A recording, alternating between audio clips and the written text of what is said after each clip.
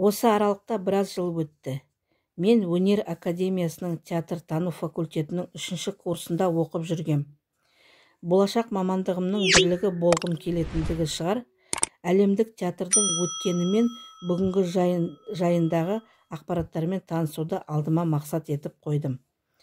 Тағы бір күн демалысымды пайдаланып қалу үшін үйдің маңайындағы интернет-кафеге келіп отырдым. Бүгінгі мақсат интернетті пайдалана отырып Петербург театрларымен танысу. Бірінші Петербургтың әйгілі драма театрынан бастағым келді. Сол театрдың репертуарымен, актерларымен, тағы да басқаларымен танысып отырғанмын. Кенет таныс бейне көзіме оттай басылды. Иә, бұл сол еді. Соның дәл өзі. Суретінің астында Каримова Ләйла Асылбековна деп жазылып тұр емес пе? Демек дұрыс. Сол күннен бастап менің жұмыстарым жайына қалды. Ләйланың барлық деректерін жинадым. Ол сол театрдың қоюшы суретшісі екен. Электронды мекен жайын тауып хат жаздым. Алғашында өнерін бағалайтын жай ғана сырттай таныс ретінде хат жазып жүрдім. Мен одан да маған жауаптар келе бастады. Ойымызда, сезімізде үндестік таба бастады. Кейін тікелей тілдесуге шықтым. Әбден өзіме байландау деген кезде ғана мен оған кім екенімді ашып айттым. Басын алып қашар деп ойлағам, жоқ, ол олай етпеді. Керісінше, менің кім екенімді білгеннен кейін оның менімен байланысы тереңдей түсті. Сырымыз да, мұңымыз да ортақ арнаға ауғандай болды. Таңды таңға ұрып телефон байланысына шықтық. Бір-бірімізге жақындай түстік. Мен адамды бір-біріне жақындататын тән емес, жан екендігінді ұғынғандай болдым. Ол жалғыз екен, жаны жалғыз екен. Жалғыздығынан қашып құтыла алмапты. Мәскеуге дейін ұшақпен жеттім. Одан ары қарай Питерге дейін пойызға отырдым. Ол мені вокзалдан күтіп алды. Телеграфтық байланыс арқылы қанша жақындастық дегенде алғашқы кездесу бір-бірімізді сәл де болса да жатырқадық. Бар болғаны қол берісіп амандастық. Оның бір бөлмелі пәтеріне келіп кірдік. Үстімдегі сырт киімді шешіп оған бұрылғанымда ол маған қарай жүгіріп келе жатыр екен. Екеуміз құшақтастық. Біріміздің иығымызға біріміз басымызды қойып, көзімізді жұмған қалпында үнсіз тұра бердік. Ұзақ уақыт тұрдық. Ол маған Питерді аралауға қалайсың деді. Мен Питерді аралау үшін емес, өзін іздеп келгендігімді, сондықтан басы артық істерге бола уақытым өткізгім келмейтіндігін жеткіздім. Петербургте өткізген сол 3 күнім мен үшін 3 түн менің өмірімнің ең бір аяулы шағы, ең бір тәтті кезеңі. Қимай Питермен де қоштасып пойызға отырдым. Петербург емес, Ләйланы қимай бара жатқанымды біліп отырған шығарсыздар. Ләйла да қиын жағдайда қалды. Оған қосыла Питердің аспаны да жылап тұрды. Қыста жауған жаңбыр еді бұл, кереғарлық. Арада ай өтпей жатып Ләйла Алматыға келді. Бір жолай емес, бар болғаны 4-ақ күнге. Сол 4 күнде біздің өміріміздегі қимас күндердің санатына қосылды. Біз жақындаған үстіне жақындай түстік.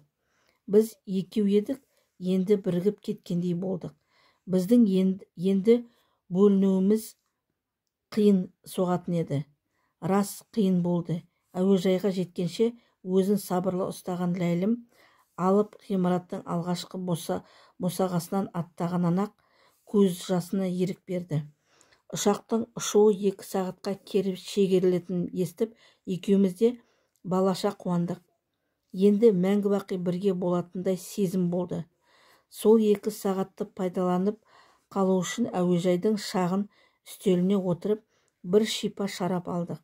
Әзірше соңғы деп айтуға болатын тілектерімізді жеткіздік. Бал күндеріміз бен бал түндерімізді қимай қиналсақ та қоштасуымызға тура келді. Ол траппен көтеріліп бара жатты. Алматыға келеді деп үміттендім. Оған кейінгі күндері тағы да телефон арқылы байланысымызға ұласты. Мен оған Алматыңа, өзіңнің сүйікті отаныңа орал дедім. Қанша дегенмен жат жерде жат қала ғой. Мен оны Питерге қимадым. Ал ол болса көнбейтін сыңай танытты. Бармайтындығын, шындығында бара алмайтындығын айтудан жалықпады. Мен Алматыда жалғызбын. Сондықтан маған Питер мен сүйікті Алматының арасында бәлендей айырмашылығы жоқ деді. Менші дедім ол. Ол болса, я, сен қасымда болсаң, мен жалғыз болмас едім. Сен де жалғыз болмас едің деді. Ол маған Алматыға бәрібір түптің түбінде оралатын сияқты болады да тұрады. Жалғыздық жаратқан иемізге ғана жарасады.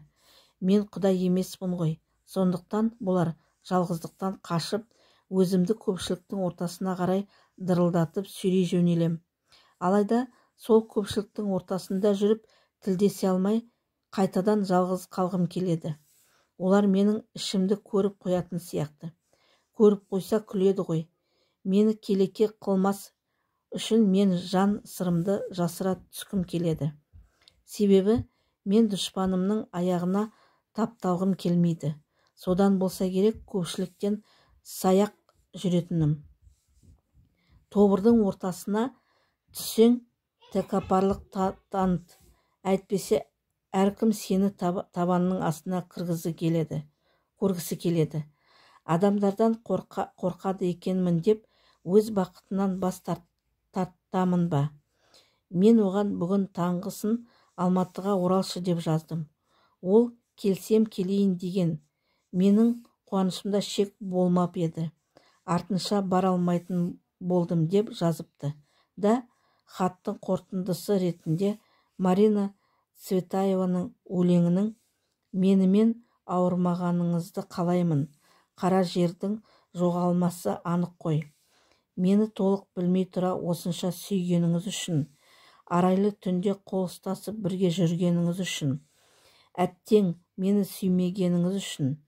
Әттең менің сізді сүймегеніңіз үшін.